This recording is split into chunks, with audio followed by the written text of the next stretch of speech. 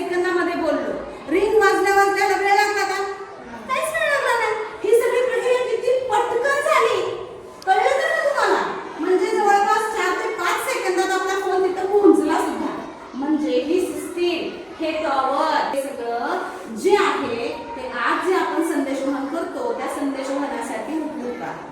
कळालं? तर मग अशा प्रकारे संदेशवहन होतो. म्हणजे आज भारतात बसून मी जगातल्या कुठल्याही देशात फोन लावू शकतो.